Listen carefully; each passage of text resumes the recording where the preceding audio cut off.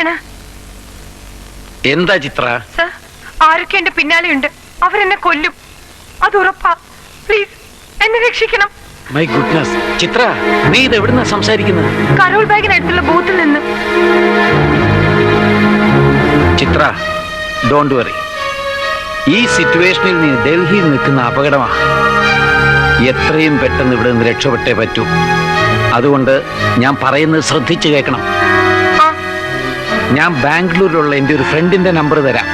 Number 22380805.